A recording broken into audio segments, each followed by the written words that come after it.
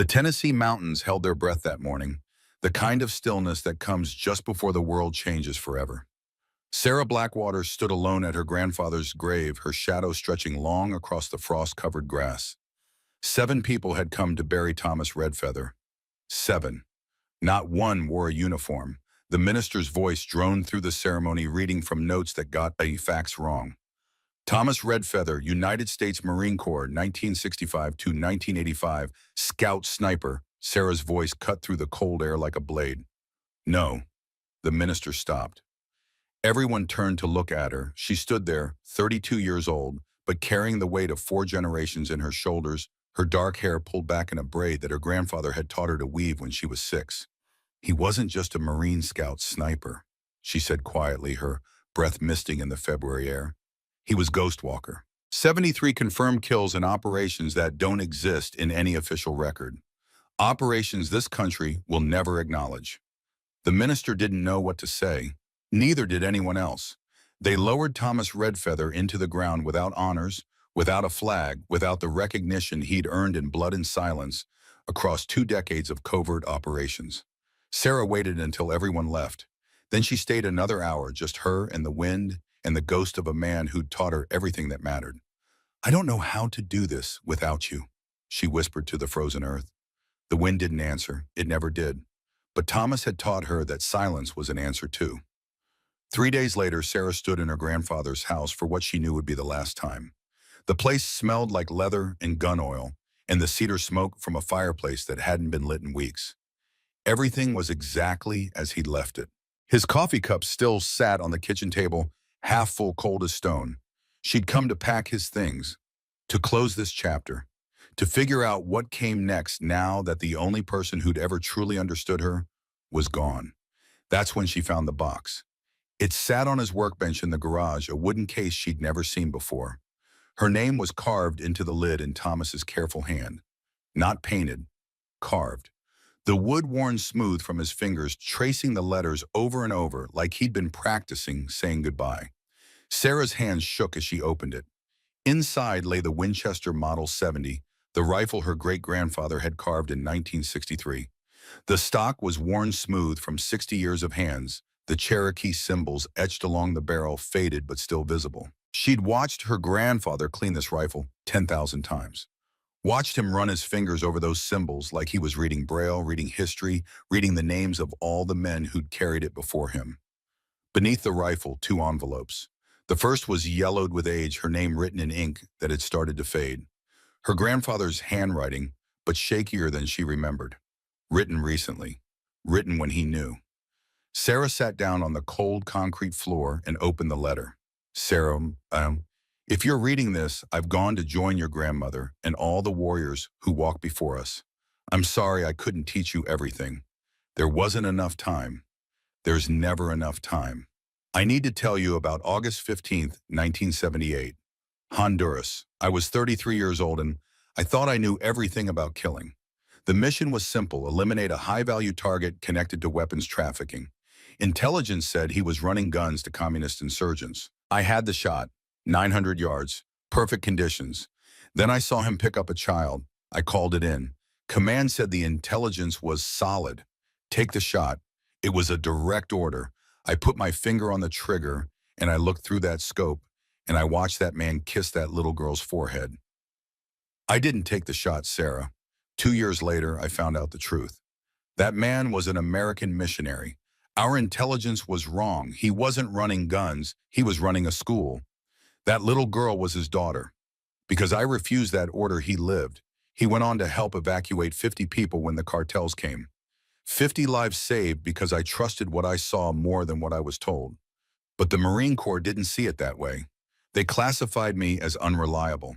Everything I'd done before that day, every mission, every kill that kept American soldiers alive, it all disappeared from the official record. I became a ghost in more ways than one. 3 weeks ago, the Pentagon called. They wanted my techniques. They said the modern battlefield has exposed gaps in their capabilities. Afghanistan, Iraq. The mountain wars, their technology fails in the terrain where we once thrived. They wanted to know how I did what I did. I told them no. I told them no because I know what they want. They don't want to honor our ways. They want to strip them down, turn them into a manual, and stamp U.S. military on knowledge that belonged to our people for 10,000 years. But you're different, Sarah. You're young, you're strong, and you have something I never had the chance to change how they see us. Not as relics, not as myths, as the warriors we've always been. In the second envelope, you'll find something I never thought I'd pass on. A choice I made for you because I won't be there to make it with you. If you go and I think you should, don't go to prove them wrong. Go to prove I was right. Go to prove that everything they tried to bury still lives. I love you, kiddo. I always have. I always will. Walk softly. Shoot true. Grandfather Sarah's vision blurred. She wiped her eyes with the back of her hand and reached for the second envelope. It was heavier. Official. The paper was crisp and new with a government seal embossed in the corner. Inside, a single sheet, Department of the Navy Classified Evaluation Request, Ms. Sarah Blackwater. This office requests your participation in Project Silent Eagle, a comprehensive assessment of indigenous long-range marksmanship techniques. Your grandfather, Thomas Redfeather, USMC returning, was initially contacted for this evaluation, but declined due to health concerns. Per his legal directive filed February 3, 2023, he has designated you as his technical successor. Report to Naval Special Warfare Facility, Yuma Proving Ground, Arizona, April 15, 2023, 0600 hours. Commander James Dalton, USN Project Director. Sarah read it 3 times. The date her grandfather had filed that directive, February 3rd, was exactly 3 weeks before he died. He'd known. He'd known he was dying, and he'd set this in motion anyway. He'd made the choice for her because he knew she'd never make it for herself. She looked at the rifle, at the letter, at the cold garage that smelled like her childhood. "You old bastard," she whispered, smiling through tears. "You never gave me a choice at all." But that wasn't true. He'd given her the only choice that mattered. She could let his legacy die with him, or she could carry it forward into a world that had tried very hard to forget people like them existed. Sarah Blackwater stood up, took the rifle, and began to pack. The drive to Arizona took 2 days. Sarah pushed her old Ford pickup through the desert like she was being chased, sleeping in rest stops, eating from gas stations. She couldn't afford to stop, couldn't afford to think, because if she thought too hard about what she was doing, driving to a military base to compete against Navy SEALs with a 60-year-old rifle and knowledge that couldn't be found in any manual, she'd turn around. Yuma Proving Ground appeared on the horizon like a mirage. Razor wire, guard towers, the kind of place that didn't appear on civilian maps. Sarah showed her ID at the gate. The young Marine on duty looked at her truck, looked at her, looked at the paperwork. "Ma'am, you're expected. Follow the signs to Range Complex 7. She drove deeper into the base, past buildings that had no windows and vehicles that had no markings. The morning sun was already brutal, turning the desert into a shimmer of heat and light. This was the kind of terrain that broke equipment and men alike. No shade, no mercy, no second chances. Range Complex 7 sat at the edge of nothing. Sarah parked and stepped out into heat that hit her like a physical force. 104 degrees, and it wasn't even 8 in the morning. A man approached from the main building, 50 years old, Navy uniform, crisp despite the heat, silver hair cut military short. He moved like someone who'd spent his life giving orders and expecting them to be followed. "Ms. Blackwater, Commander James Dalton." He didn't offer his hand. "I want to say first that I'm sorry for your loss. Your grandfather he was a legend in certain circles." "But not in the circles that matter," Sarah said. Dalton's expression didn't change. "That's not for me to say." "No, it never is." Sarah pulled the Winchester from her truck. "Where do you want me?" Dalton looked at the rifle, really looked at it. Sarah watched his eyes trace the Cherokee symbols, the worn stock, the complete absence of modern optics. For just a moment, something flickered across his face. Not quite doubt, not quite concern, something closer to confusion. "Mrs. Blackwater, I need to be direct with you. I'm following orders by running this evaluation. But between us, I'm skeptical. We're testing techniques against some of the best snipers in the world. They have technology training and years of combat experience. You have a family rifle and knowledge passed down through 4 generations." Sarah finished. I know what I have, Commander. The question is whether you know what you're looking for. Dalton studied her for a long moment. Follow me. He led her into a building that was mercifully air-conditioned. Inside, 5 men stood around a table covered with rifles, equipment, and enough technology to launch a satellite. They all turned when Sarah walked in. These were Navy SEALs. Sarah had never met one before, but she recognized the type instantly. The way they stood, the way they looked at her, assessing, calculating, already making judgments. They weren't trying to be disrespectful. This was just what they did. Evaluate threats, measure competition. And right now they were measuring her and finding her lacking. Gentlemen, Dalton said, this is Sarah Blackwater. She'll be participating in today's evaluation. The youngest one barely looked old enough to drink, let out a short laugh before catching himself. The others didn't laugh, but Sarah saw the looks they exchanged, the kind of looks that said everything without saying anything at all. Dalton gestured to each man in turn. Lieutenant Carter Hayes, primary instructor for advanced sniper training. 4 years with SEAL Team 3. Hayes nodded. 29 years old, Sarah guessed. Confident in the way people got when they were good at something difficult. He looked at Sarah's rifle and his lips twitched like he was suppressing a smile. Chief Petty Officer Marcus Stone, Weapons Systems Specialist. Stone was older, 34 maybe, with the build of someone who spent more time with the computers than with weights. He was already analyzing Sarah's Winchester like it was an artifact from a museum. Petty Officer First Class Brett Campbell. The young one who'd laughed. 27, all nervous energy and eagerness. He looked embarrassed now, but not apologetic. Senior Chief Leo Kane. Kane was 38 and looked every day of it. He had the eyes of someone who'd seen things that changed him. He was the only one who didn't immediately dismiss Sarah. He just watched, waited. And Petty Officer Nathan Cross. Cross was 31 and had the casual arrogance of someone who thought being funny made him likable. Ma'am, he said with a grin, no offense, but did you bring that rifle from a heritage festival? The room got very quiet. Sarah looked at Cross, then at the others, then at Dalton. She took her time, let the silence build. No offense taken, she said finally. My great-grandfather carved this rifle in 1963. My grandfather carried it through 20 years of operations that officially never happened. It's killed 73 people who needed killing. What's your rifle's story? Cross's grin faltered. Hayes looked away. Even Stone stopped analyzing the Winchester. Then the door opened. The man who walked in was older than everyone else in the room. 66, Sarah guessed. He wore an army uniform with more ribbons than Sarah could count, and he moved with the careful precision of someone whose body had been broken and rebuilt more than once. His face was weathered like old leather, and a scar ran from his right temple to his jaw. But it was his eyes that stopped Sarah cold. She'd seen eyes like that before. On her grandfather. Eyes that had seen death and dealt it and carried the weight of both for decades. Major Jack Thornton, Dalton said, senior observer from Army Special Operations Command. Thornton walked across the room. He stopped 3 feet from Sarah and just looked at her. Really looked. Not assessing her as a threat or competition. Looking at her like he was seeing a ghost. Thomas Redfeather's granddaughter, he said finally. His voice was rough like gravel and smoke. Sarah felt something shift in her chest. You knew him. Knew him, Thornton's expression did something complicated. He saved my life. The room had gone completely silent. Even Cross had the sense to shut up.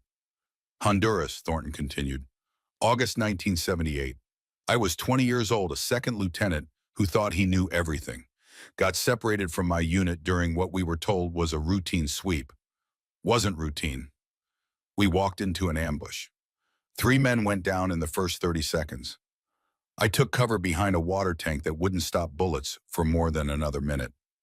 He paused and Sarah saw him disappear into the memory. Saw his eyes focus on something 45 years away. I didn't even know Ghost Walker was there. Didn't hear the shots.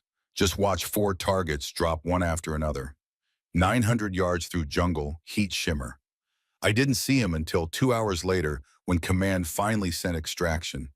He was just there, like he'd walked out of the air itself. Thornton looked at Sarah.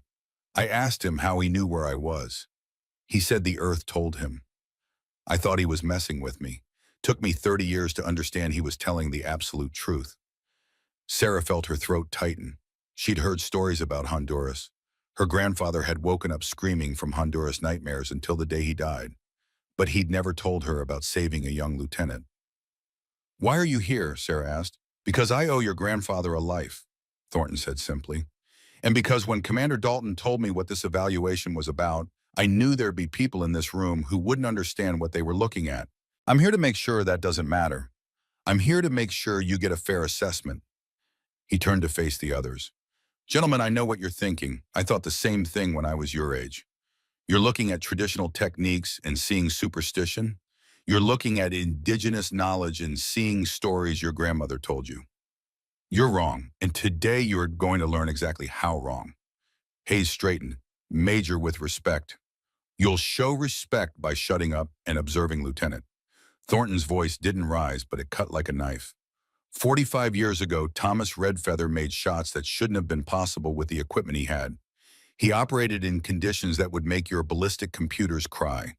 And he did it using knowledge that's older than this country. He looked back at Sarah. "Your grandfather told me something that day in Honduras.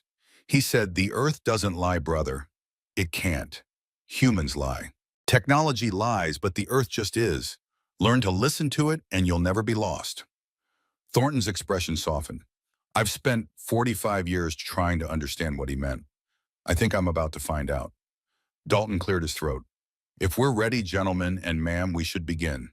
The evaluation structure is straightforward. We'll start at 1,000 meters and work our way out in 500-meter increments. Ms. Blackwater will shoot after the SEAL team members at each distance. Everyone will have the same number of attempts, same targets, same conditions." "What's the maximum distance?" Stone asked. Dalton hesitated. 3,800 meters. The room erupted in murmurs. Campbell actually laughed out loud this time. "That's not an evaluation, that's a fantasy. Nobody's making that shot in these conditions." "Then I guess we'll all fail together," Sarah said quietly. Something in her voice made them all stop. Made them look at her again, really look this time past the civilian clothes and the ancient rifle and their own assumptions. Hayes broke the silence.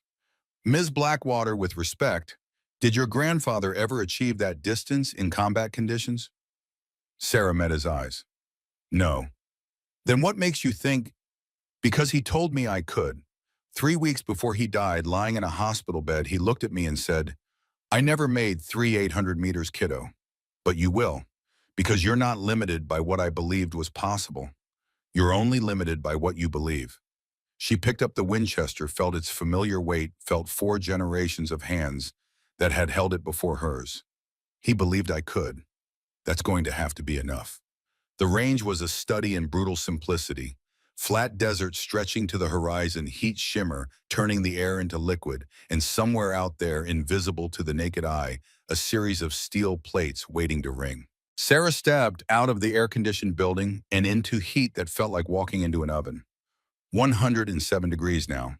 The kind of heat that made you reconsider every life choice that had led you to this moment. The SEALs were already setting up, each man moving with practiced efficiency. Modern rifles worth more than Sarah's truck. Ballistic computers, rangefinders, wind meters, enough technology to calculate bullet drop down to the millimeter. Sarah set her grandfather's Winchester on a shooting mat that had seen better decades. She had nothing but the rifle, a box of hand-loaded ammunition, and knowledge that couldn't be quantified. Dalton's voice cut through the heat. 1,000 meters. Everyone will take one shot. Lieutenant Hayes, you're up first." Hayes moved to the line with the confidence of someone who'd done this 1,000 times. He settled into position, checked his equipment, made micro-adjustments. Through his scope, the target would be clear, crisp, magnified to the point where he could see individual scratches on the steel. "Send it," he said. The shot cracked across the desert. 4 seconds later, the distant ring of metal on metal. "Center mass," Dalton called. "Good hit." Stone went next. Hit. Campbell went next. Hit. Kane went next. Hit. Cross went next. Hit. 5 for professional, clinical. Exactly what you'd expect from Navy SEALs. "Ms. Blackwater," Dalton said. "You're up." Sarah walked to the line. She could feel their eyes on her, could feel the weight of their expectations or lack thereof. She knelt, and for the first time since arriving, she let herself remember. Tennessee mountains. 13 years ago, Sarah is 19 years old, home from her first year of college, and her grandfather has convinced her to come shooting. "Why don't you use a scope?" she asked, watching him sight down the old Winchester at a target 400 yards away. "Because a scope shows you what you want to see," Thomas says. "I need to see what's actually there." "That doesn't make sense, doesn't it?" He hands her the rifle. "Look through your college textbooks, Sarah. They tell you what to think. Look through a scope, it tells you where to aim, but neither one teaches you how to see." "So what teaches you how to see?" Thomas smiles. "Everything that isn't in the textbook. The wind, the light, the way heat rises different in the morning than the evening, the way the earth holds moisture, and how that changes the air above it. You can't put that in a manual because it's different every single time. You have to learn to feel it." "That's not very scientific." "No," Thomas agrees, "but it works." He takes the rifle back, aims, fires. 400 yards away, the can disappears. "Science can tell you why that worked," he says, ejecting the brass.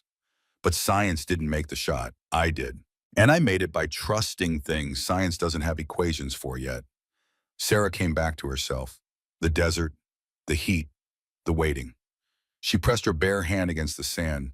It was hot enough to burn, but she kept it there, feeling the granules shift and settle, feeling something else, something deeper. Behind her, she heard Cross whisper to Campbell, "What is she doing?"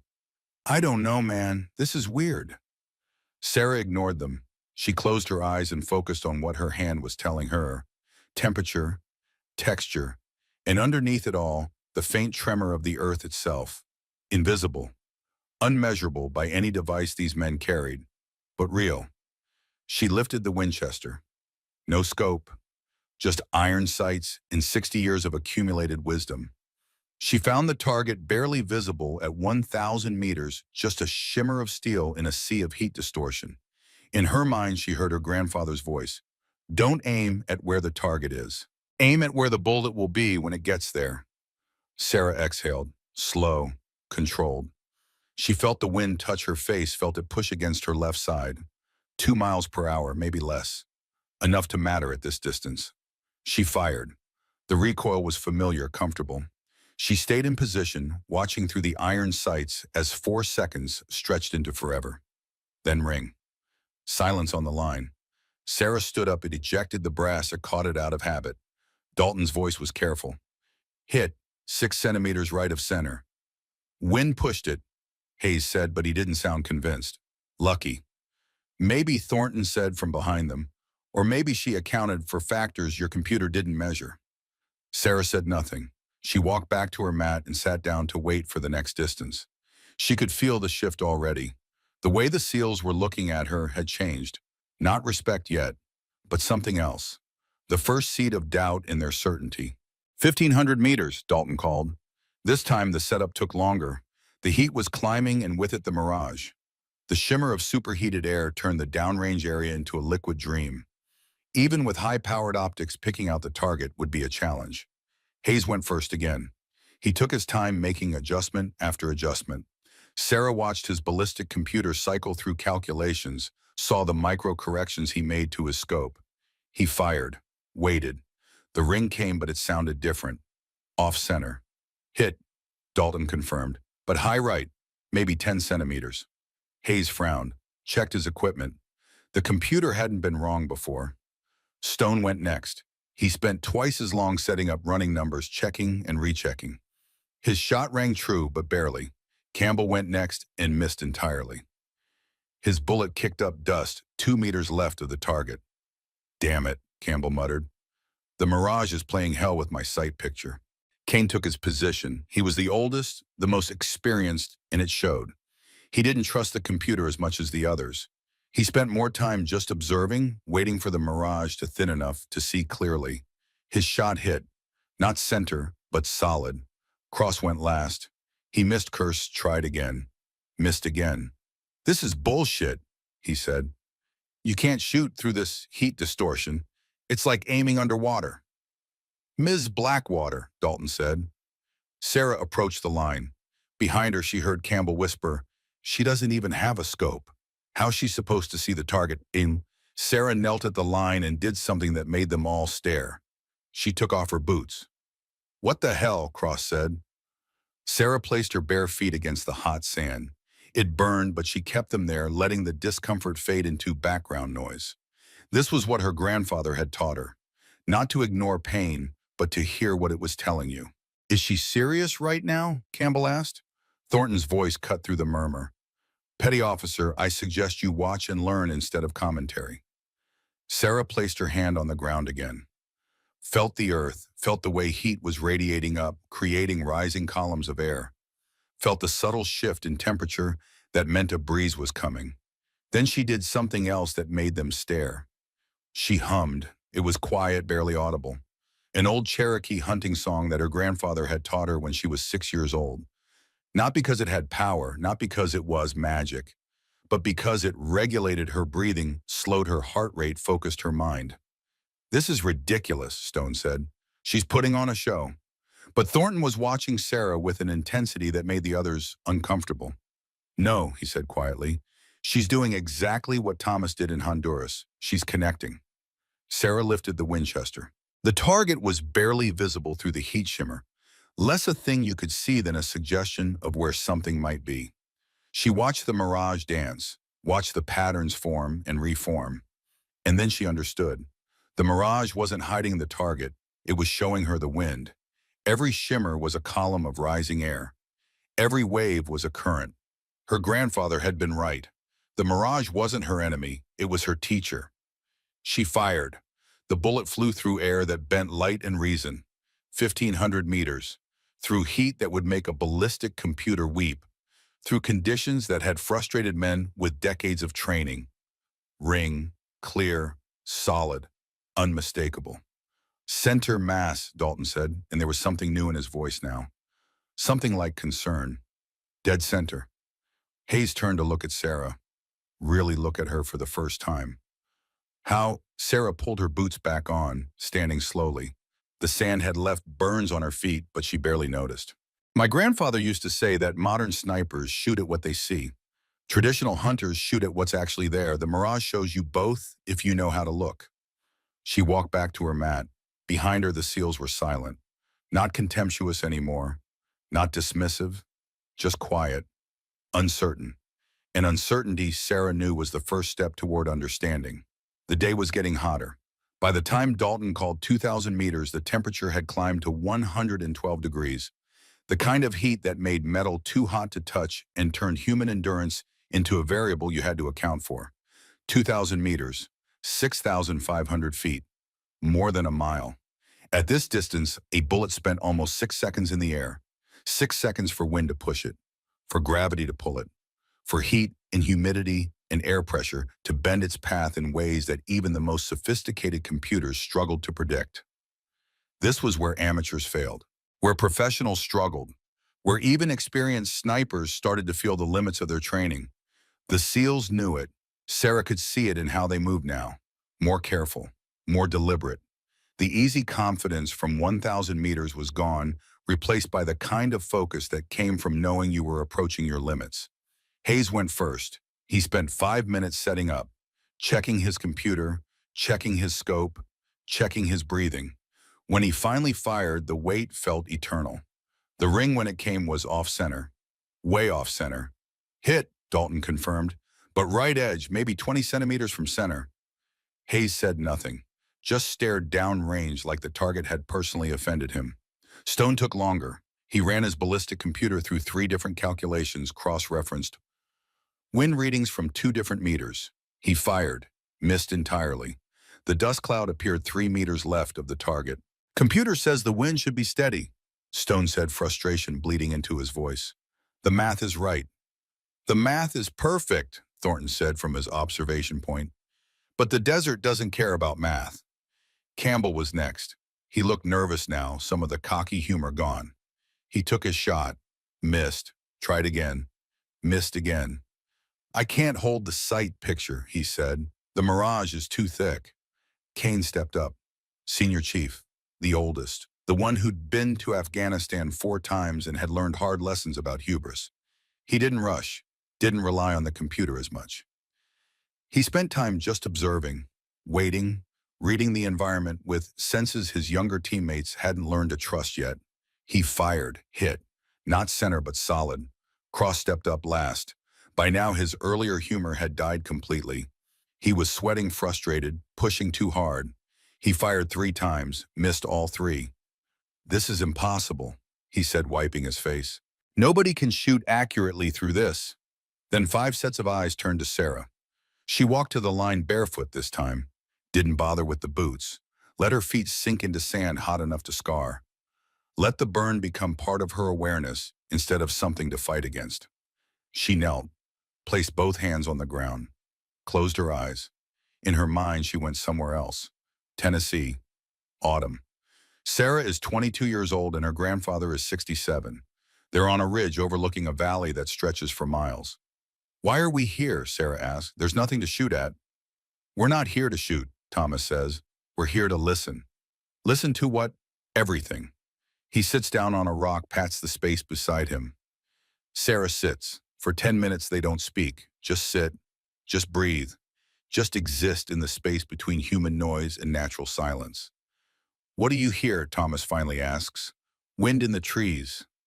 "What else?" "Birds. Some kind of hawk, I think." "What else?" Sarah concentrates. "Water. Somewhere far away. A stream, maybe." "Good. What else?" Sarah's about to say nothing when she feels it. A faint vibration through the rock. So subtle she almost misses it. "There's something, a rhythm, like a pulse." Thomas smiles. "That's the earth, kiddo. Everything that moves on it creates vibrations. Animals, vehicles, water, weather. Most people never feel it because they never slow down enough to listen. But hunters learned to feel it 10,000 years ago. Because the animal you can't see will still tell you where it is if you know how to ask." He puts his hand flat on the rock. "This is what scopes and computers can't teach you.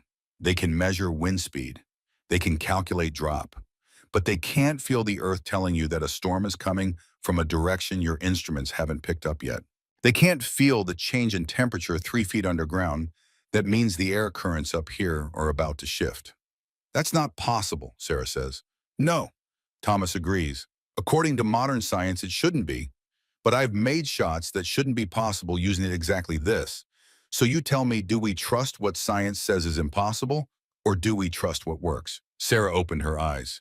She was still in the Arizona desert, still kneeling in sand that burned, still surrounded by men who thought she was performing some kind of ritual. But she wasn't performing, she was listening. She felt the earth under her hands, felt the heat radiating up through layers of sand and rock, felt something else too, a faint vibration, rhythmic and steady, far away but getting closer. "Train," she said quietly. Stone looked up from his computer. "What?" "There's a train, 35, maybe 40 kilometers east. The vibration is traveling through the bedrock. It's going to affect the air currents in about 8 seconds. Campbell laughed. "You can't feel a train from 40 kilometers away. That's insane." "Check your instruments," Sarah said. Stone pulled out a seismograph app on his tablet. His eyes went wide. "Holy shit, she's right. There's a freight line 42 kilometers east. And there's, yeah, seismic activity consistent with a moving train." "How did you?" Stone started. But Sarah was already lifting the Winchester. She watched the wind flags downrange, watched the mirage patterns, waited. 8 seconds later, the wind shifted. Just barely. Less than 1 mile per hour. But at 2,000 meters, that was the difference between a hit and a miss. Sarah fired the instant she felt the shift. 6 seconds, the bullet arcing through superheated air, through crosswinds and updrafts, and all the chaos that turned long-distance shooting into equal parts skill and prayer. Ring, not just a hit, dead center. Better than any of the SEALs had managed. The silence on the firing line was absolute. Hayes turned to Thornton. "Major, what the hell did we just see?" Thornton stood up slowly. He walked over to where Sarah was standing, looked at her with something that might have been awe. "You just saw what I saw 45 years ago," he said. "You just saw Ghost Walker's legacy. And gentlemen," he turned to face the SEAL team, "you're looking at the future of long-range marksmanship walking around in the past body." Kane stepped forward. For the first time all day, he smiled. Not mockingly, not dismissively, just smiled. "Ms. Blackwater," he said, "would you teach me how to do that?" Before Sarah could answer, Dalton's voice cut through the moment. "We're moving to 2,500 meters. 10-minute break. Hydrate. And for God's sake, someone get Ms. Blackwater some boots that actually fit." As the SEALs dispersed, Thornton pulled Sarah aside. "Your grandfather never told you what happened after Honduras, did he?" Sarah shook her head. "The mission I described, the ambush that wasn't supposed to happen. Our intelligence was compromised. Someone sold us out. 4 men died because someone made money betraying their location." Thornton's jaw tightened. Thomas figured it out, tracked the source, had the shot. But the target was at a village market, surrounded by families. Command said, "Take it anyway. Acceptable collateral damage." "And he refused," Sarah said quietly. "And he refused. 2 years later, we found out the target was working for us. Deep cover CIA. If Thomas had taken that shot, he would have killed an American agent and God knows how many innocent people. But Command didn't care that he'd been right. They only cared that he'd refused an order." Thornton looked out at the desert. They buried him in the bureaucracy, erased his record, made sure no one would ever know what he'd done or how he'd done it. Because men like your grandfather are dangerous to institutions. They make decisions based on conscience instead of chain of command. He looked back at Sarah. "That's why I'm here. Not just because I owe him, but because the institution that tried to erase him is now desperate enough to need what he knew. And I want to make damn sure that when this is over, everyone knows his name." Sarah felt something break open in her chest. All her life, she'd known her grandfather was special, but she'd never understood why he'd been forgotten, why there were no medals, no honors, no recognition. Now she knew.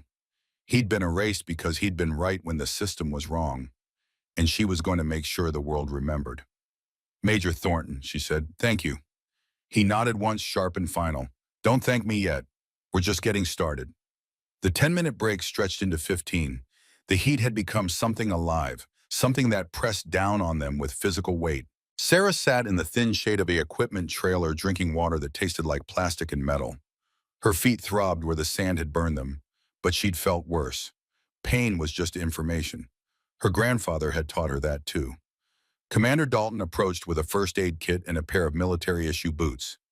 "Ms. Blackwater, I need you to understand something." He knelt down, opened the kit. "What you're doing is impressive, genuinely impressive.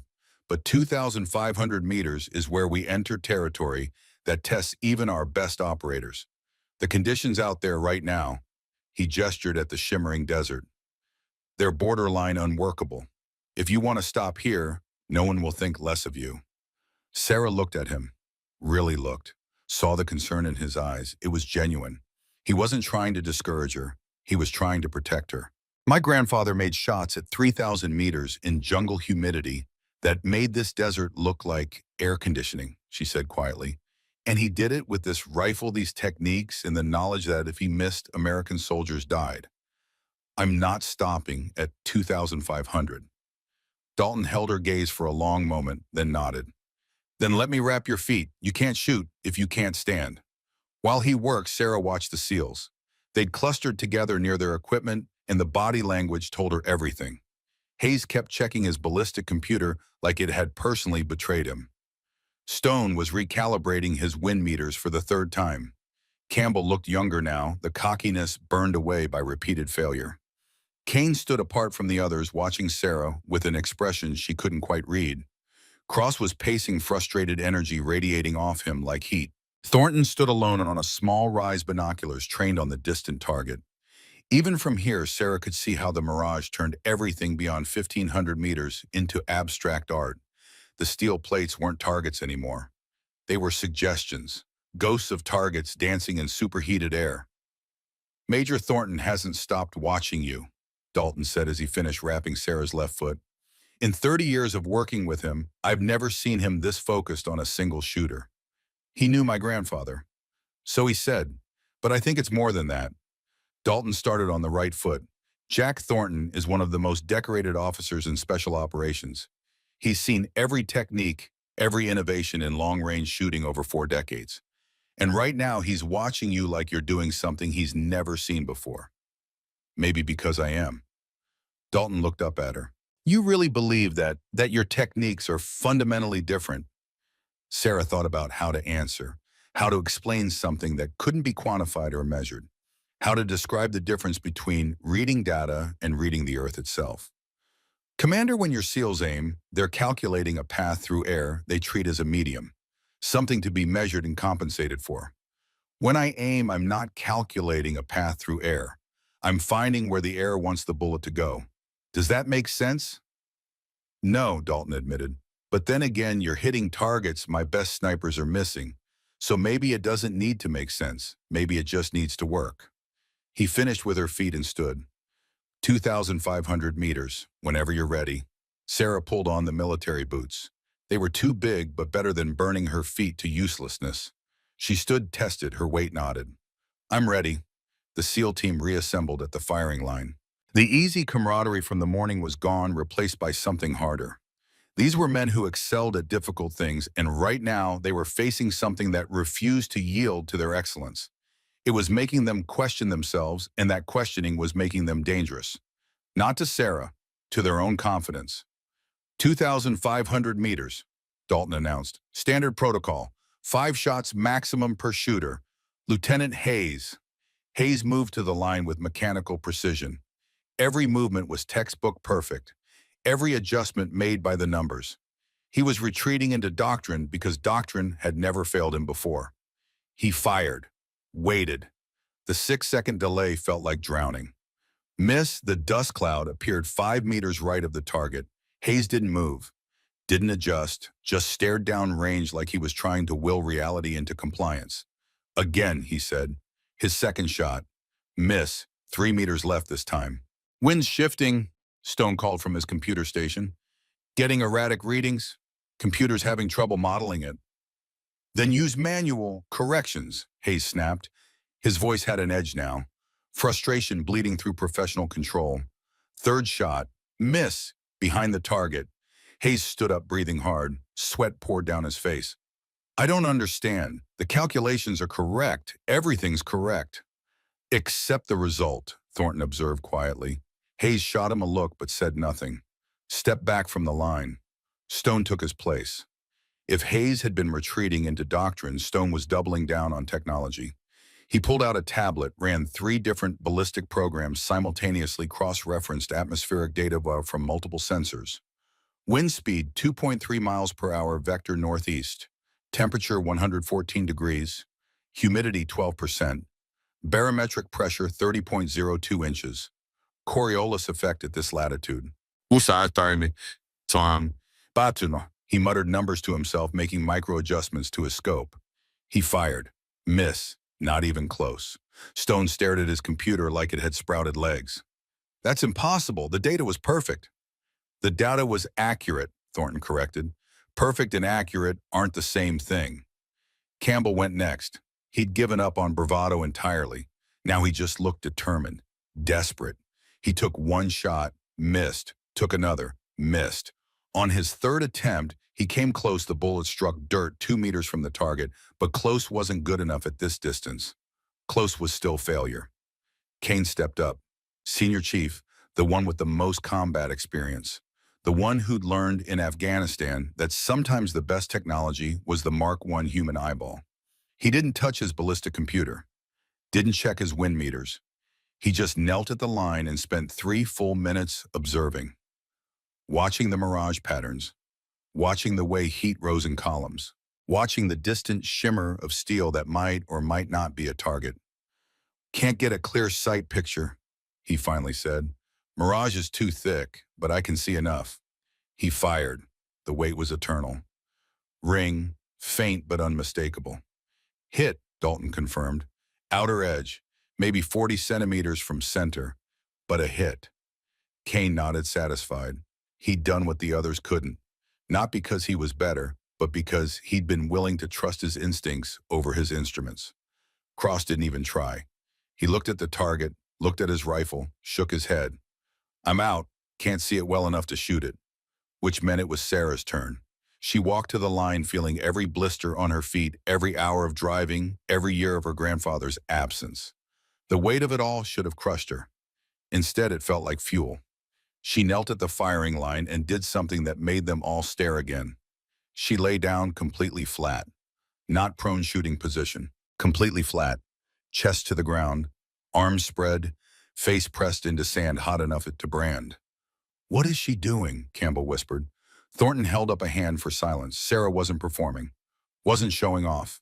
She was listening with her entire body, feeling the earth beneath her with every nerve ending that touched the ground. This was what her grandfather had called total immersion, becoming part of the landscape instead of sitting on top of it. The heat was brutal. The sand burned through her clothes. But underneath the pain was something else. Information. The earth was speaking in vibrations too subtle for instruments to measure, but loud enough for a body to hear. She felt the train again closer now. Felt the rumble of distant traffic on a highway she couldn't see. Felt the morning storm runoff still moving through underground aquifers 30 feet below, cooling the earth in patterns that would affect the air above. And she felt something else. A rhythm to the wind that the meters couldn't capture because they measured wind as a constant when it was actually a pulse. Like breathing. Like a heartbeat. The desert was alive, and it was breathing, and if you timed your shot to its rhythm, the bullet would fly true.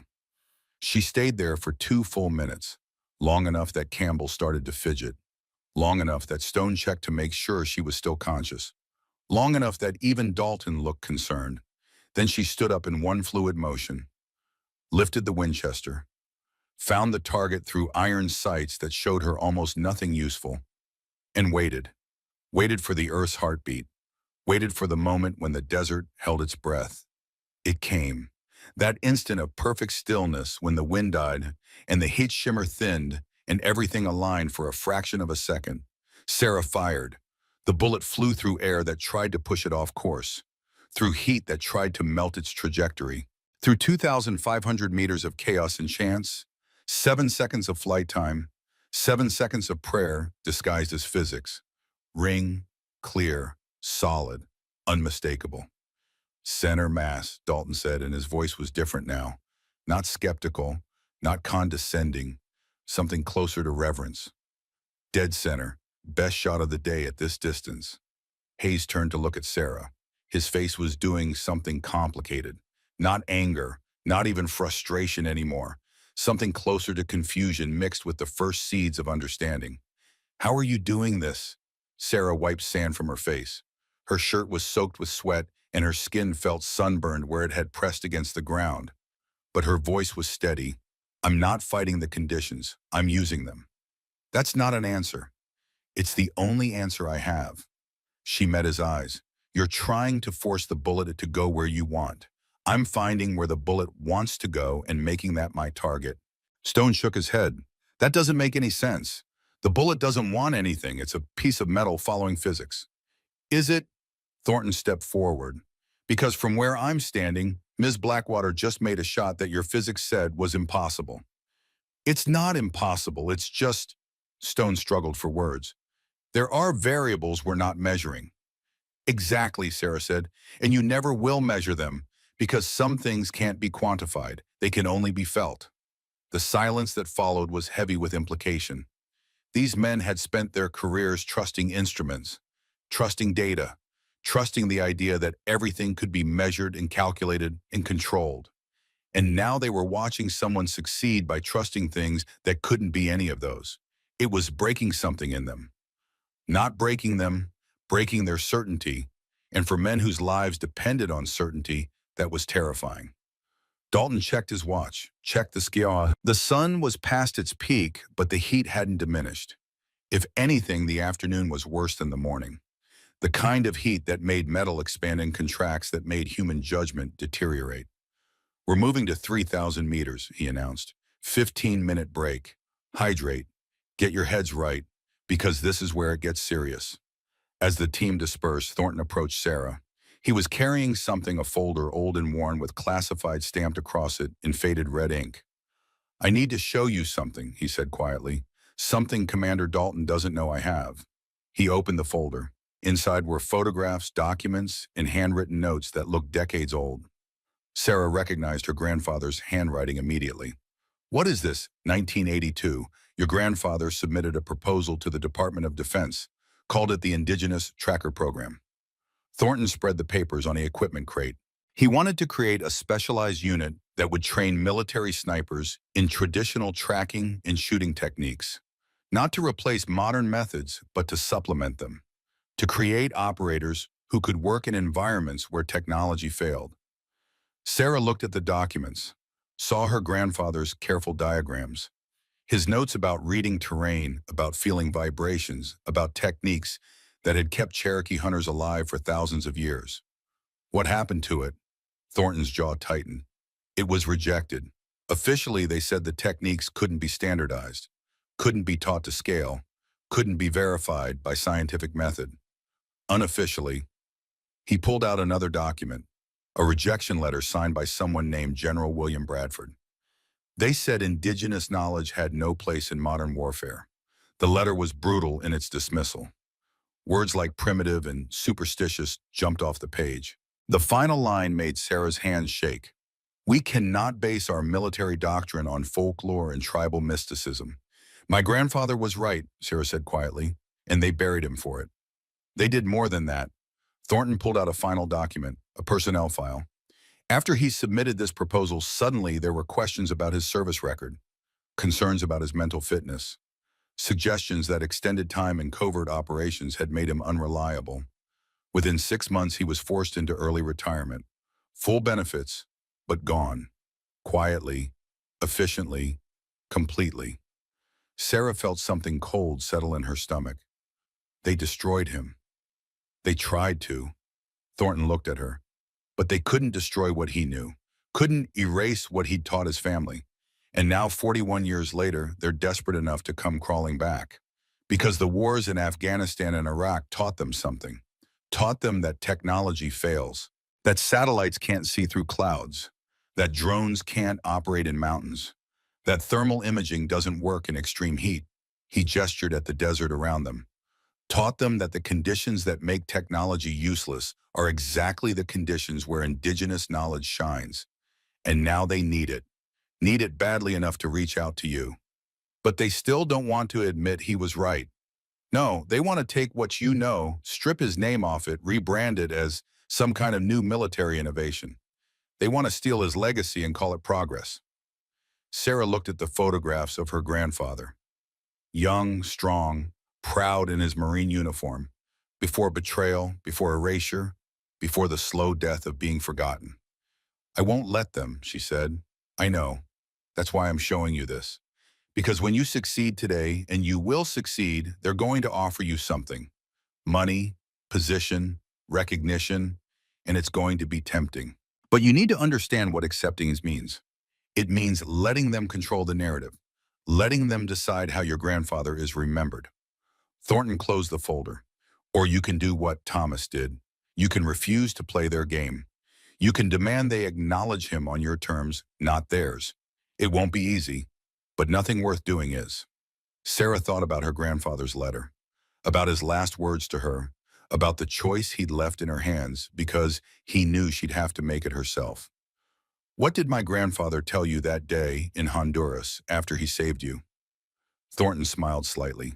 He said, brother, I didn't save you so you could owe me. I saved you so you could go home and remember that every life matters, even the ones that aren't convenient for your commanders. He looked out at the desert. I've spent 45 years trying to honor that, trying to remember that the mission matters less than the men, that orders matter less than conscience, that institutions rise and fall, but the decisions we make as individuals echo forever. Is that what this is, your way of honoring him? This is my way of making sure his echo doesn't fade. Thornton met her eyes, and maybe hoping that 45 years later, I can finally say thank you in a way that matters. Dalton's voice cut through the moment. 3,000 meters, everyone to the line. Sarah stood, felt the weight of history pressing down on her shoulders, felt the weight of her grandfather's unfinished business, felt the weight of a legacy that shouldn't have survived but had anyway passed from hand to hand through generations that refused to forget. 3,000 meters, almost 2 miles. The distance where even the best snipers started to call it luck instead of skill. The distance where technology admitted its limits and human ability became the variable that mattered most. The SEALs assembled at the line, and Sarah could see they were different now. The mockery was gone, the dismissiveness was gone, but something harder had replaced it. Determination, maybe even desperation. These were men who'd built their identities on being the best, and right now, a civilian woman with an ancient rifle was outperforming them with techniques they didn't understand. It was breaking their paradigm, and paradigm breaks were never comfortable. Hayes took position first. He looked exhausted, and not just physically. The mental strain of repeated failure was showing. His hands shook slightly as he adjusted his scope. His breathing was off rhythm. He fired. Miss. Didn't even try again. Just stood up and walked away from the line without a word. Stone tried next. He'd abandoned his computer entirely now. Trust broken. He was shooting manually using old-school dope charts and Kentucky windage. But his heart wasn't in it. He fired once. Miss. Didn't try again either. Campbell looked at the target, looked at his rifle, looked at Sarah. Can I ask you something? Sarah nodded. When you lie down on the ground like that, when you're listening, what are you actually hearing? It was the first time any of them had asked her to teach instead of just explain. Sarah saw Thornton watching from the side, saw him nod slightly. This was the moment. The crack in their certainty wide enough to let new ideas in. I'm not hearing sounds, Sarah said. I'm feeling vibrations. Everything that moves creates them. Vehicles, animals, water, even air currents create vibrations when they move across different surfaces. The earth conducts those vibrations like a telegraph wire. If you know how to feel them, you know what's happening around you even if you can't see it. How do you learn that? By shutting up and listening. Sarah said it without malice. Just truth. Your whole lives you've been taught to trust instruments over instincts, to value data over intuition. But your instincts are just data processing that happens too fast for your conscious mind to analyze. Your body knows things your brain hasn't figured out yet. You just have to get quiet enough to hear it. Campbell absorbed that, nodded slowly. Will you teach me? If we're still here when this is done, yes. He smiled slightly, relieved, then stepped to the line and fired. Missed, but closer than his previous attempts. Progress. Kane took his position. He'd been watching Sarah all day, and Sarah had been watching him watch her. He was different from the others. Older, more experienced, but also more willing to admit what he didn't know. Ms. Blackwater, he said before shooting.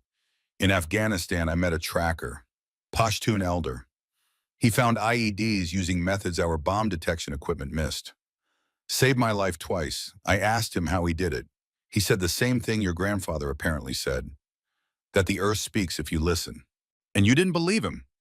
I believed it worked. I didn't believe I could learn it. Kane looked at her. Was I wrong? Only if you think you're too old to learn new things. Kane smiled, actually smiled, then turned to the target and did something that surprised everyone. He took off his boots. Stone started to say something, but Thornton silenced him with a gesture. Kane placed his bare feet on the burning sand, winced kept them there, placed his hands on the ground the way he'd watched Sarah do, stayed there for a full minute. When he stood up, his expression had changed. Not enlightened, just open, like a door had been unlocked that he hadn't known was closed. He fired. Ring, faint, but there. Hit, Dalton called on, edge of target, but a hit at 3,000 meters. Kane looked at his hands, at the ground, at Sarah. I felt it, just for a second, felt something. That's all it takes, Sarah said. 1 second of connection, then another, then eventually you don't have to think about it anymore. You just know. Cross was the last SEAL. He looked at Kane, looked at Sarah, looked at his own expensive equipment that had failed him all day. I'm not taking my boots off, he said, and I'm not lying in the dirt, but I'll try one thing. He knelt at the line and closed his eyes, just for 10 seconds, just breathing, not checking instruments, not calculating, just existing in the moment. When he opened them and fired, he missed, but it was the closest he'd come all day. Progress, Thornton observed. Then it was Sarah's turn. She walked to the line knowing this was the moment. 3,000 meters was where her grandfather's documented record ended. He'd made shots at this distance in training, but never in combat conditions, never under observation.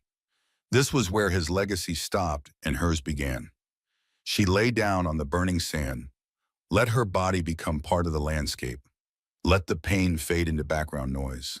Let everything else drop away until there was only her, the earth, and the target shimmering in the distance. The vibrations came to her like music. The train was gone now, but there was traffic on a distant highway. There was water moving underground. There was wind building in the west that the instruments hadn't detected yet because it was still 50 miles away, still building pressure, still gathering strength. And there was something else, something her grandfather had taught her about, but she'd never felt this strongly before.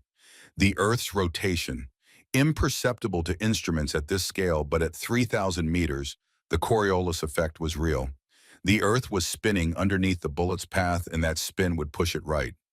Not much, not enough for computers to care about at this range, but enough. She felt all of it, processed it, not with her conscious mind, but with something deeper. Something that had been trained through thousands of hours of practice to integrate variables faster than thought. She stood, lifted the Winchester, found the target that wasn't really there, just a ghost in the shimmer, and waited for the Earth to tell her when. The moment came, that instant of perfect alignment when every variable converged, when the wind and the heat and the rotation and the vibrations all lined up like tumblers in a lock. Sarah fired, 7 seconds, the bullet climbing through heat that shouldn't have let it fly true, through air that should have pushed it off course, through conditions that every chart and manual said were impossible for accurate shooting. 7 seconds of every eye on the firing line holding its breath. Ring, not faint, not uncertain, clear and true. Center mass, Dalton said, and there was no skepticism left in his voice. None at all. Perfect shot. The silence that followed was absolute. Even the wind seemed to stop. Even the desert seemed to pause. Hayes stepped forward, walked right up to Sarah. For a moment, she thought he might be angry, might accuse her of something. But when he spoke, his voice was quiet, almost gentle. Ma'am, I owe you an apology. When you arrived this morning, I thought you were a joke, a publicity stunt, someone's political project. I was wrong, completely, utterly wrong. He held out his hand. Would you teach me what you know, not as a lieutenant to a civilian, as a student to a teacher? Sarah looked at his hand, saw the sincerity in his eyes, took it. I'll teach anyone who's willing to learn. Stone approached next, then Campbell, then Cross. One by one, the men who'd mocked her that morning lined up to ask for instruction, not demanding, not entitled, or asking, humble, changed. Kane came last. He didn't ask to be taught. He just said, thank you for reminding me that experience doesn't equal wisdom, that there are always new things to learn, that staying curious matters more than being right. Sarah nodded, felt something shift in her chest. This was what her grandfather had wanted, not revenge, not vindication, just recognition, just acknowledgement that the knowledge he carried mattered. Dalton approached with his tablet. His expression was complex. Ms. Blackwater, there's one more distance, 3,800 meters. But I need you to understand something first. That distance isn't in our standard doctrine. It's not something we normally test. In fact, I received a call during the last break from my commanding officer suggesting we stop the evaluation now. Call it a success. Write the report. But Major Thornton pointed out that your grandfather's original proposal specified capabilities up to 3,800 meters. And if we're truly evaluating indigenous techniques, we need to test to the maximum range claimed. Dalton looked uncomfortable. I'm authorized to offer you an out. You've proven your point. You've exceeded every expectation. No one will think less of you if you stop here. Sarah looked at Thornton. He gave her nothing. No guidance, no pressure, just watched her with those eyes that had seen 4 decades of war. She thought about her grandfather's letter, about his belief that she could go further than he ever had, about the weight of 4 generations of knowledge that would die if she didn't pass it on. 3,800 meters, she said. I didn't come here to prove a point. I came here to honor a promise. And I'm not leaving until it's done. Dalton nodded slowly. Then we shoot at dawn tomorrow. Everyone needs rest, especially you. You've been pushing yourself all day in heat that would drop most people. Get hydrated, get fed, get sleep. Because tomorrow morning we're attempting something that only a handful of people in history have ever accomplished." He paused. "And if you succeed, Miss Blackwater, everything changes. For you, for your grandfather's legacy, for how this military thinks about indigenous knowledge. Everything." Sarah understood what he wasn't saying. This wasn't just about making a shot anymore. It was about opening a door that had been locked for 40 years. It was about validating knowledge that had been dismissed as primitive. It was about proving that her grandfather hadn't been crazy or unreliable or unscientific. He'd been right, and they'd been wrong. And tomorrow morning, the entire world would have to acknowledge it. "I'll be ready," Sarah said. As the group dispersed to prepare for the next day, Sarah found herself alone with the desert in the setting sun. The heat was finally breaking, the day's brutality fading into evening cool. She sat on the tailgate of her truck and looked at her grandfather's rifle. "I hope I'm making you proud, old man," she whispered. The wind picked up slightly. Just a breath, just enough to feel. And for a moment, just a moment, Sarah could have sworn she heard her grandfather's voice in that wind. "You're doing fine, kiddo. Just fine. Now get some rest. Tomorrow we make history." She smiled, closed her eyes, and let the desert's evening song sing her towards sleep. Dawn came to the Arizona desert like a whisper. Sarah woke in her truck to air that was almost cool, almost merciful before the sun turned the world back into an anvil. She'd slept maybe 3 hours. The rest of the night she'd spent staring at the ceiling, running through everything her grandfather had taught her, wondering if it would be enough. 3,800 meters, 2.36 miles. A distance where gravity became a story, where wind became fiction, where even the Earth's rotation mattered enough to shift a bullet's path by inches. A distance where the best snipers in the world called their hits lucky and their misses expected. She climbed out of the truck, her feet still tender from yesterday's burns. The base was already awake, lights on in the operations building, vehicles moving between hangars. Somewhere in the dark, people were preparing for something they didn't quite believe was possible. Sarah walked to the latrine, splashed water on her face, looked at herself in the mirror. 32 years old, dark circles under her eyes, hair that needed washing. She looked tired. She looked mortal. She looked nothing like a legend. Good, she thought. Legends don't have to prove anything. I do. When she returned to her truck, Major Thornton was waiting. He held 2 cups of coffee, offered her one. They stood in the pre-dawn darkness, not speaking, just drinking bitter government coffee and watching the east lighten. "Couldn't sleep either," Sarah finally asked. "Haven't slept well since 1978, Thornton said. "That's what war does. Teaches you to stay alert even when you're exhausted. Teaches you that the moment you relax is the moment everything goes wrong." He paused. "Your grandfather slept like a baby, though, even in the field. I asked him how once. He said, 'Brother, I sleep easy because I know the Earth's watching, even when I'm not.'" Sarah smiled. That sounded exactly like something her grandfather would say. "Are you scared?" Thornton asked. "Terrified." "Good. Fear keeps you honest." He looked at her over the rim of his coffee cup. "But don't let it make you cautious.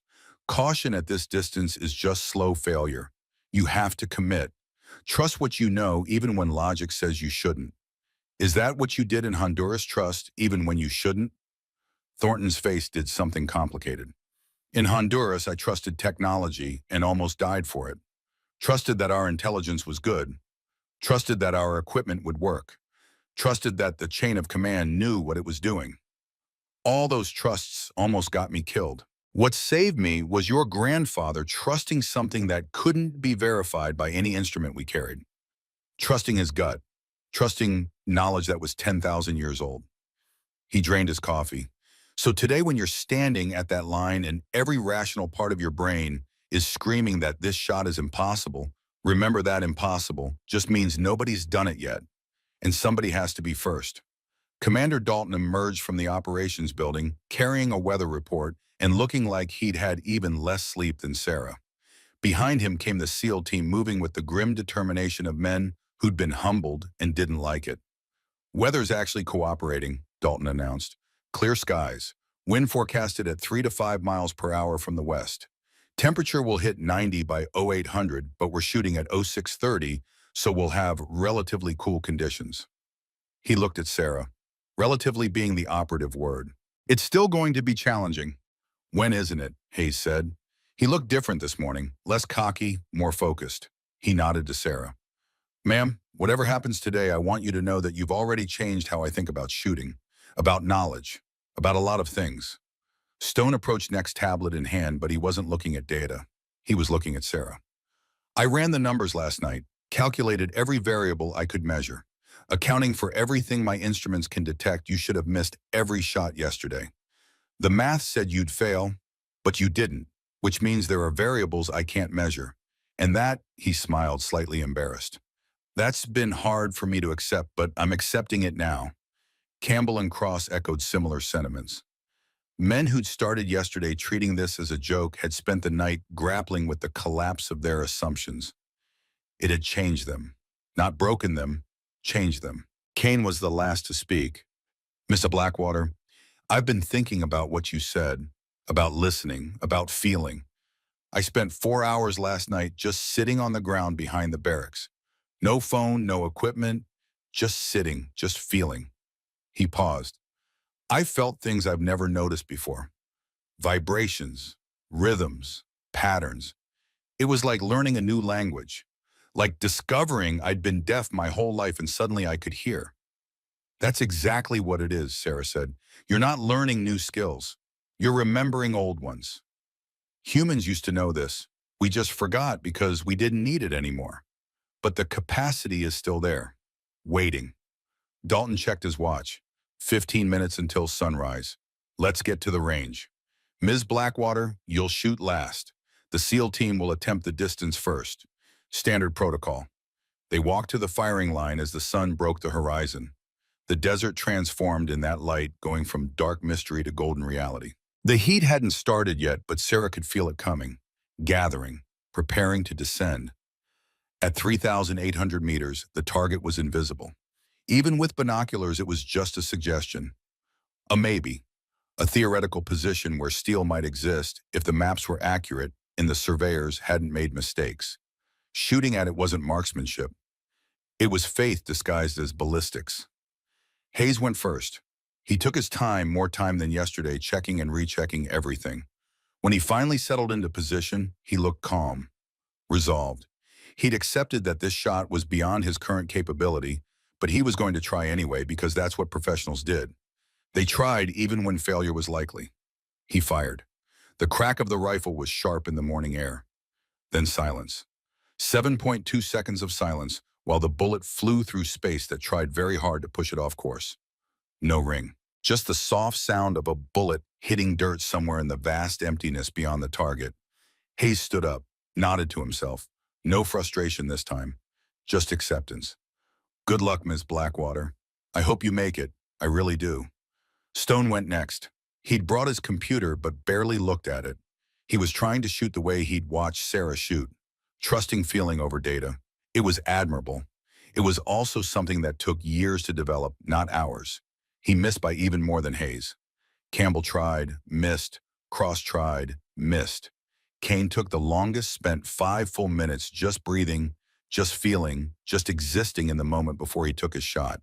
He came the closest.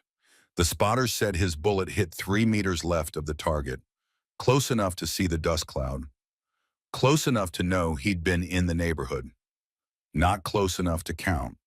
5 attempts, 5 failures. The morning was warming now, the heat building like pressure in a boiler. In another hour, the conditions would deteriorate, mirage would thicken, air currents would destabilize. The window for this shot was closing. Dalton looked at Sarah. You're up. Take your time. There's no rush. But there was a rush. Sarah could feel it. Could feel the day heating. Could feel the earth waking up and starting to move in ways that would make this shot even harder. The perfect moment was now. Maybe the only moment. She walked to the line carrying her grandfather's Winchester. The rifle felt heavier than usual. Not physically, emotionally. This wasn't just wood and metal anymore. This was 4 generations of knowledge. This was her grandfather's vindication. This was everything. She set the rifle down gently, then did what she'd done yesterday but slower, more deliberately. She took off the borrowed military boots, stood barefoot on sand that was warm but not yet burning. She closed her eyes. The first thing she felt was her own heartbeat. Too fast. Adrenaline and anxiety and the weight of expectation making her pulse race. She focused on breathing. Slow, deep. Let the breath regulate the heart. Let the body calm itself. As her heartbeat slowed, other rhythms emerged. The wind had a pulse to it, rising and falling in cycles that lasted about 40 seconds. The earth had vibrations, traffic on distant highways, machinery in the base behind her, water moving through pipes underground. Deeper still, she felt something her grandfather had told her about, but she'd never quite believed until now. She felt the earth's rotation. Not the spin itself, but the effects of it. The subtle Coriolis force that would push her bullet right as it flew. She opened her eyes. The target was still invisible, but she knew where it was. Not because she could see it, because she could feel the space where it should be, could feel the air moving around it in patterns that suggested an obstacle. Then she did what she'd never done before. What her grandfather had described but never shown her, because he'd never needed to shoot this far. She lay down completely flat, not prone position, completely flat, arms spread wide, legs extended, face pressed into the sand, becoming part of the earth rather than separate from it. Behind her, she heard someone whisper, but Thornton shushed them immediately. Sarah let her body sink into the ground. Let the heat and the hardness and the discomfort all become information rather than obstacles. She stayed there for 3 full minutes, long enough that Dalton started to look concerned, long enough that even Thornton shifted uncomfortably. But Sarah wasn't performing. She was connecting. She was letting every nerve ending that touched the earth become a sensor. She was doing what indigenous hunters had done for millennia, becoming part of the landscape so completely that the landscape would tell her its secrets. And it did. She felt the wind building in the west, still miles away but coming. She felt the temperature differential between the sand surface and the air 6 inches above it, felt how that differential would create a rising current that would lift her bullet slightly, felt the underground water table unusually high from recent rains cooling the earth and creating a density gradient in the air above. She felt all of it, processed it, not with her conscious mind, but with something deeper, something that bypassed thought and went straight to knowing. Sarah stood up. Sand clung to her face, her arms, her clothes. She looked like she'd been buried and resurrected. In a way she had been, buried in knowledge, resurrected with understanding. She lifted the Winchester. The rifle felt different now, lighter, like it wanted to shoot, like it had been waiting for this moment as much as she had. Through the iron sights, she saw nothing useful, just shimmer and suggestion and heat haze, turning reality into abstract art. But she didn't need to see the target. She knew where it was, knew where it would be when her bullet arrived 7.2 seconds from now. Knew because the earth had told her and the earth didn't lie. She waited, not for courage, not for confidence, waited for the moment, for that instant when all the variables aligned, when the wind and the temperature and the rotation and the vibrations all converged into a single perfect window. In her mind, she heard her grandfather's voice, not imagination, not memory, something else, something that felt like presence. Now, kiddo, right now, Sarah fired. The Winchester's crack echoed across the empty desert. The recoil was familiar, comfortable, like coming home. But the 7.2 seconds that followed were the longest of Sarah's life. 7 seconds while the bullet climbed through air that shouldn't let it fly straight. 7 seconds while gravity pulled and wind pushed and the Earth's rotation added its invisible influence. 7 seconds while every person on that firing line held their breath and waited for the impossible to become real or remain theoretical. 6 seconds. Sarah kept her eye on the distant shimmer where the target should be. 5 seconds. Her heart was beating so hard she could feel it in her throat. 4 seconds. Time seemed to slow, seemed to stretch like the air was made of honey. 3 seconds. She found herself praying to gods she didn't believe in and ancestors she'd never met. 2 seconds.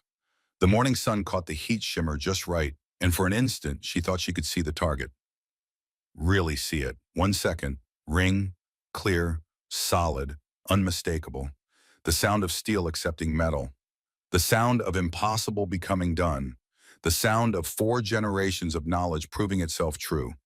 The firing line erupted. Hayes let out a shout. Stone dropped his tablet. Campbell jumped like he'd been shocked. Cross grabbed Kane and they both started laughing. That kind of laughter that comes from witnessing something that shouldn't exist but does. Dalton stood frozen, binoculars pressed to his face, staring at the distant target like he was seeing God. Thornton walked forward slowly. His face was doing something Sarah couldn't quite read. Not quite tears, but close. He stopped in front of her, looked at her for a long moment, then did something that shocked everyone. He saluted her, Major Jack Thornton.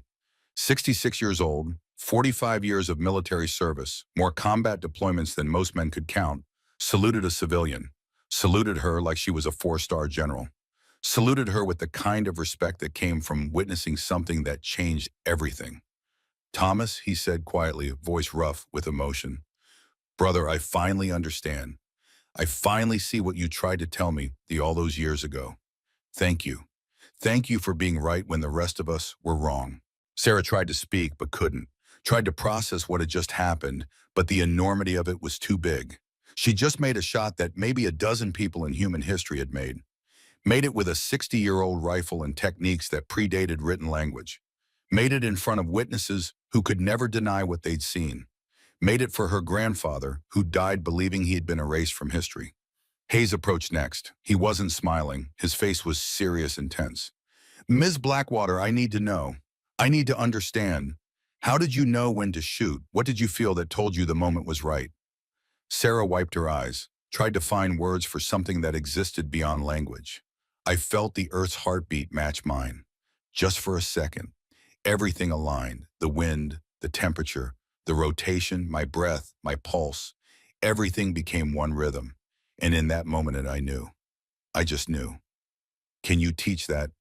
I don't know." My grandfather spent 30 years trying to teach me. I'm still learning. But yes, I can teach what I know. Whether you can learn it. She looked at him. Really looked. Saw genuine humility there. Genuine openness. That depends on whether you're willing to spend years becoming a student of things that can't be measured. Stone approached his usual confidence, replaced with something quieter. "I was wrong about everything, about what matters, about what's possible. I spent last night trying to build a model that would predict what you did, tried to create an algorithm that could replicate your results. And I realized something. I realized that by reducing everything to data, I was missing the very thing that makes shooting at this level possible. Intuition, instinct, connection. Data isn't wrong," Sarah said. "Data is just incomplete. Your computers measure what they can measure, but the universe is bigger than measurement. There are forces and factors that exist beyond detection. Your instruments aren't useless. They're just not sufficient. You need both, technology and tradition, science and instinct." Campbell came next, young face serious. "Ma'am, I need to apologize. Not just for laughing when you arrived, for laughing at something I didn't understand, for dismissing knowledge as primitive just because it was old. My generation, we think newer is always better. That progress means abandoning the past. But you just proved that some knowledge doesn't get old. It just gets forgotten." "It's not forgotten," Sarah said. "It's just waiting. Waiting for people humble enough to learn it." Cross was characteristically quiet. He just shook her hand and said, "Thank you for not giving up on us, for teaching even when we were being asses, for showing us that there's always more to learn." Kane was the last SEAL to approach. He held something in his hand, a small notebook, the kind soldiers carried in combat to record observations. He opened it, showed Sarah pages filled with handwriting. "Last night I started documenting everything I could remember from the trackers I met in Afghanistan. The Pashtun elder who found IEDs. The Bedouin guide who navigated by stars we couldn't see. The Kurdish sniper who shot by sound and fog too thick for thermals. All the people I dismissed as lucky or gifted or mysterious. I'm documenting them because I realize now that they weren't any of those things. They were just using knowledge my culture forgot." He looked at Sarah. "I want to learn, really learn, not tourist version, not abbreviated course. I want to spend whatever time it takes to understand what you know. Will you teach me?" "Yes," Sarah said. I'll teach anyone who asks with humility and stays with patience. Dalton approached last. He looked like he'd aged a decade in 7 seconds. His hands shook slightly as he lowered his binoculars. Ms. Blackwater, I need to make a call, several calls, to people who aren't going to believe what I tell them. People who are going to demand video evidence and third-party verification and probably a congressional hearing. He paused. But before I do that, I need to know. What do you want? Not what the Pentagon wants. Not what's convenient for the military. What do you want? Sarah thought about her grandfather's letter, about his choice to refuse recognition on terms that erased him, about the 40 years he'd spent being right in silence while the institution that should have honored him pretended he didn't exist. I want my grandfather's name on everything that comes from this, every technique, every training program, every manual. I want it called the Red Feather Method, not U.S. military innovation, not modern adaptation, Red Feather Method. And I want his story told, all of it, including the part where your institution tried to bury him for being right. Dalton's expression didn't change. That's going to make some people very uncomfortable. Good. Discomfort drives change. Comfort drives complacency. Sarah met his eyes. Commander, you asked what I want. I want the truth. I want acknowledgement. And I want every soldier who learns these techniques to know they're learning from a man who was erased for refusing to kill innocent people. I want them to know that conscience matters more than obedience, that being right matters more than following orders, that indigenous knowledge isn't primitive, it's sophisticated in ways your institutions still don't understand. Dalton was quiet for a long moment. Then he nodded. I can't promise you will get everything you want. The military doesn't like admitting it was wrong, especially not about something this fundamental. But I can promise I'll fight for it, that Major Thornton will fight for it, that what you did today will be documented so thoroughly that denying it becomes impossible. He held out his hand. Thank you for coming. Thank you for not giving up. Thank you for proving that knowledge doesn't have an expiration date. Sarah shook his hand. Then, because she was exhausted and overwhelmed and had been holding it together for too long, she sat down on the hot sand and started to cry. Not sad tears, not frustrated tears, just release. The weight of 4 generations lifting. The burden of carrying a legacy that nobody believed in finally being shared. The relief of knowing her grandfather's name wouldn't die with his body. Thornton sat down beside her. Didn't speak. Just sat. Just present. After a moment, the SEAL team sat too. 5 warriors sitting in the sand with a woman who'd just done something they'd thought impossible. Not celebrating, not congratulating, just being, just honoring the moment. The sun climbed higher. The heat built. The day moved on because days always did. But something had changed in that desert. Something fundamental. A door had opened. A bridge had been built. A conversation had started that would echo forward in ways none of them could predict. Sarah finally wiped her eyes, stood up, collected her grandfather's rifle. The Winchester felt lighter now, like it had fulfilled its purpose, like it could rest. What happens now? Hayes asked. Now, Sarah said, I go home. I bury my grandfather's rifle with honors it should have received decades ago. And then I start teaching. Building something that should have existed 40 years ago, creating what my grandfather tried to create before your institution stopped him. Alone? Kane asked. Sarah looked at the 5 SEALs, saw the genuine interest in their eyes, saw men who'd been changed by what they'd witnessed, saw the beginning of something that could grow. I don't think I'll be alone, she said. 3 months later, Barbara stood on the same Tennessee mountain where her grandfather had taught her to shoot. But she wasn't alone anymore. 15 students sat in a semicircle around her. 5 were military: Hayes, Stone, Campbell, Cross, and Kane, all on extended training leave. 4 were tribal members from Cherokee, Navajo, and Apache nations bringing their own traditional knowledge to share. 3 were civilian hunters wanting to learn techniques that didn't require expensive equipment. 2 were academics studying indigenous knowledge systems. 1 was Major Jack Thornton, technically retired now, but unable to stay away from the revolution he had helped ignite. Behind them, construction crews were finishing the first building of what would become the Thomas Red Feather Indigenous Combat Heritage Center. Not a government facility, though the Pentagon was funding it. Not a military base, though soldiers would train there. Something new. something that belonged to the knowledge it taught rather than the institution that needed it. Sarah held her grandfather's Winchester. Not to shoot with that rifle had been retired with full military honors in a ceremony that made national news. This was a replica carved by the same craftsman who'd made the original using the same techniques, carrying the same symbols. A reminder that some things couldn't be copied perfectly, only honored approximately. Lesson 1, Sarah said to her students, take off your boots.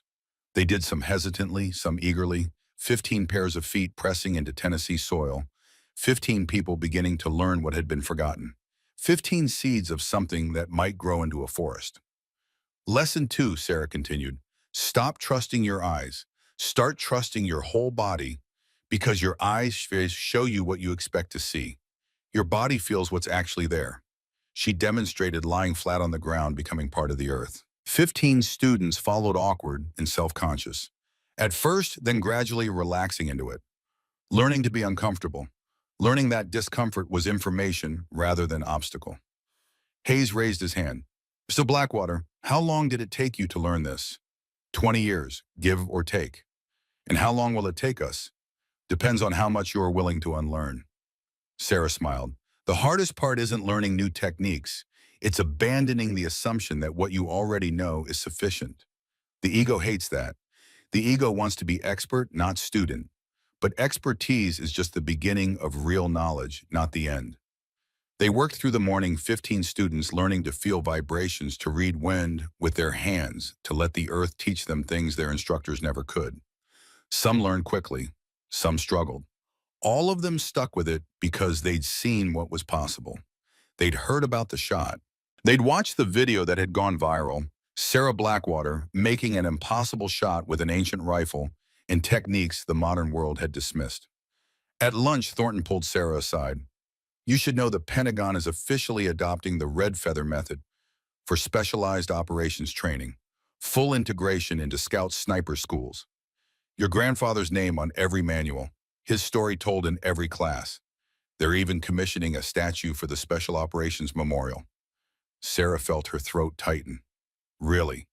Really? And there's something else. Thornton pulled out a folder. General William Bradford's grandson reached out. He's a Marine now serving in Afghanistan.